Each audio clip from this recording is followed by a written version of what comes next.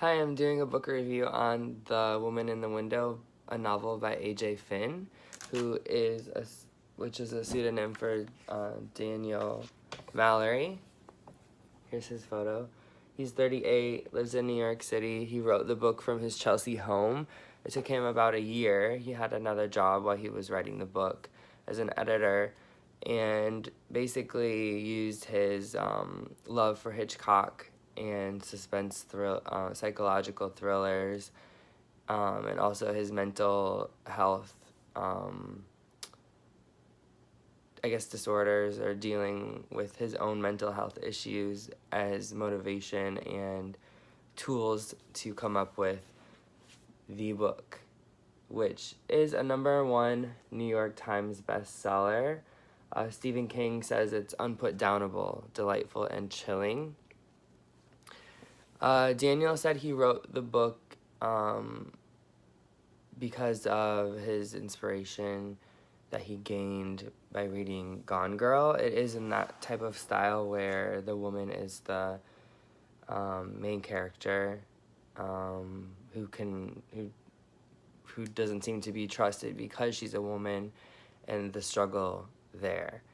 The main character is Anna Fox, and she has agoraphobia. She's afraid to leave her house in Harlem. She talks a lot about her family and some friends, a psychologist, all those people that she keeps in touch with. She hasn't left her house for like 10 months in the beginning of the book until she forces herself out the door a couple of times, and that struggle is very real and exciting when you're reading the book. I think that this book is an easy read. I got the large print, so it's like 600 pages. This book, my friend was reading it, and she reads like so many books. Like, when I think of her, I think of books. And she recommended it on her Instagram. I recently have been reading a lot more, and I'm like, it might be interesting to read a thriller, as I usually read memoirs, and wanted something different and not depressing like a lot of the memoirs can be. So I picked it up. It turns out this book is an overnight success. It's already being turned into a movie by Fox, and I can only imagine how much fun it would be to play some of the characters in this book.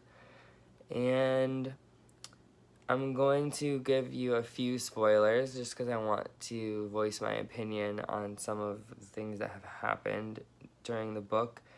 But in doing that, I just want to say that to speak out on pills and drugs mixed with alcohol, because that's a huge underlying theme in The Woman in the Window.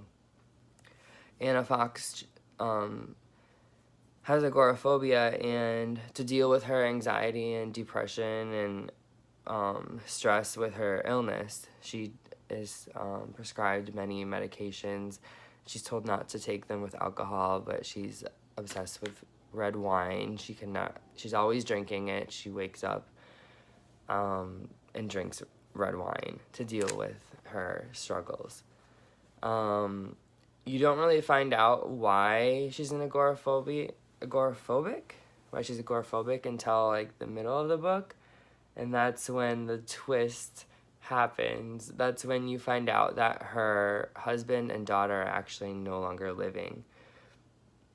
While in the beginning of the book she speaks of them even to other people and says, oh, like we're separated, we're not together, but she never actually says that, oh, they're dead, like they're not alive anymore. That's why I'm not with my husband. It turns out Anna cheated on her husband, and they were about to get a divorce, and just explained that to their daughter. I think she's like 5. And they went on like one last hurrah, like a trip in the mountains, and on the way back, Anna was driving and she drove off a cliff. It turns out the person that she cheated on her husband with was trying to call her or text her, and her husband saw it, and they had like a fight over the phone, and she like dropped the phone and like looked up, and next thing you know, they're like upside down over the cliff in the snow. And her husband and daughter basically froze to death, but Anna was found, and she's living on, which explains her agoraphobia and why she doesn't want to leave the house, and why her whole life is just like crazy and upset in so many ways. You start to understand why she turned to alcohol and why she likes to escape through prescription medications, which I feel like a lot of people do in the world. It's a problem, and bringing light to it in a suspense thriller is, it makes sense to me.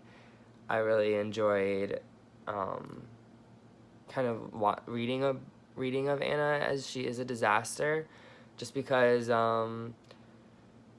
it's kind of one of those things where like so many people are just like her, and maybe if they read it and they see like what it's like, and they can kind of wake up in their own way, which Anna does in the end of the book, see the light and want to start living her own life.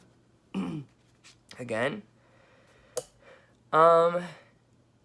because she's an agoraphobic and she doesn't leave the house, she's in her Harlem neighborhood and watches her neighbors outside the window. One of the reasons why I read the book decided to buy the book is because I read the first page online, and it was so captivating the way that he uses his words. I just want in specific, this line stuck out to me, and I'll read it to you. There isn't a scrap of curtain, not a blade of blind, in number 212, the rust-red townhome that once housed the newlywed Motts, until recently, until they unwed. I never met either Mott, but occasionally I checked in online, his LinkedIn profile, her Facebook page. Their wedding registry lives on at Macy's. I could still buy them flatware. I really loved the description, scrap of curtain, not a blade of blind. I don't know why, but for some reason, it just, it took me to a place, and that was inside Anna's home. And I feel like a lot of us are like voyagers, and we like to,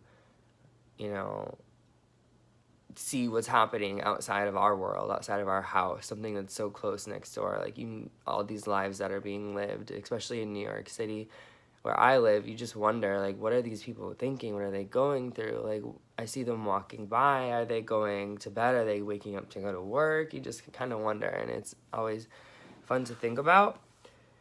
What Anna sees across the street is her neighbors, her new neighbors, the Russells.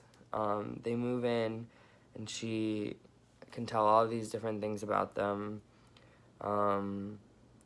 The neighbors have a child named Ethan. He brings over like a candle and invites Anna to the neighborhood, says, "My mom told me to bring this to you." And so immediately Anna's like, oh, like, feel to the flame, like, this person cares about me. I'm gonna obviously spy on them. Like, what else am I doing besides watching Hitchcock thrillers all day long, and drinking wine and popping pills? To be honest, I don't even know what she eats. She never even talks about eating in the book, except maybe once. Anyway, so Ethan comes over, brings her the candle. Next thing you know, she's looking outside of her window and sees that somebody is being stabbed, or not stabbed, but somebody was hit in the chest, and then they, like, go up to the window and, like, put their hand on it, and there's a lot of blood, and then they, like, fall to the floor. Anna's freaking out because she can't leave the house because she has agoraphobia, and she tries to, like,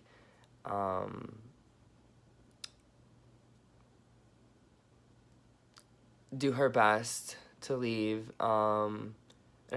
She does leave the house at that point, and it's kind of forcing her like out of her home where she hasn't left in 10 months, and she goes over there and nothing seems to be unsettled. It's almost like as if it didn't happen.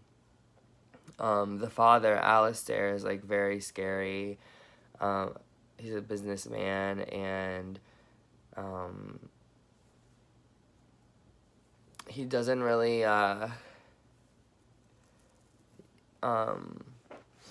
sit well with Anna.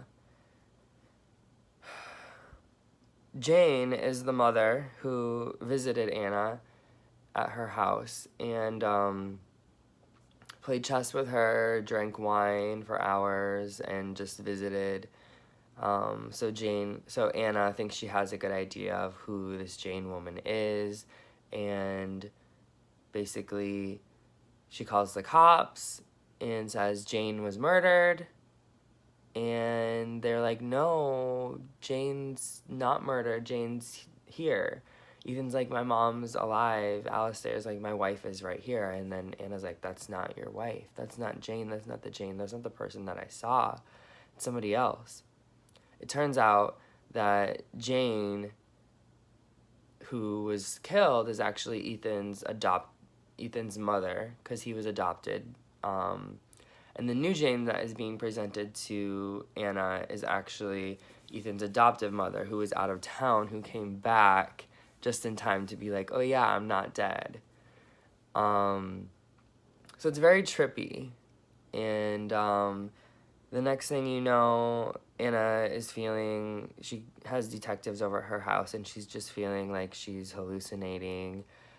She's being blamed for being crazy, and, you're taking pills with medication, and the reader's like, yeah, that makes sense. Like, why would you do that? Like, what did she really see? And even in the back, the kind of quote for the book is, it isn't paranoia if it's really happening. And it just makes you think, like, what the hell? Like, what's going on?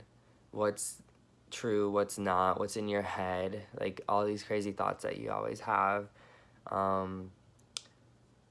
What's happening? So, moving on from that, the murder of Jane, and then finding out from the detectives that, Anna, your husband and your daughter are dead. And then Jane's neighbors find out, and some other people, and they're like, what? They're dead? Like, and that just reiterates the fact that Anna really could be going crazy, because she has been talking, throughout the whole book about her family, and they're not even alive. And then you're gonna say you saw somebody like get murdered, and we're supposed to believe you when you think that your family is still alive, and you kind of talk to them or about them as if they're still there when they're not. She does talk to the voices in her head, her husband and her daughter, and you really just feel for Anna. Having me as somebody who has had people die, like, throughout my life, I don't hear their voice and I don't talk to them because they weren't, like, a partner to me, but, like, grandparents and stuff, like, you can definitely feel, you understand her. If my husband died or if my daughter passed away, I would definitely feel like they were still very much in my head. And if I kept that relationship alive, then, a lot of people would say I was crazy. But at the same time, when your whole life is gone in the flash of your eyes, and it's kind of your fault, like, what else are you to do?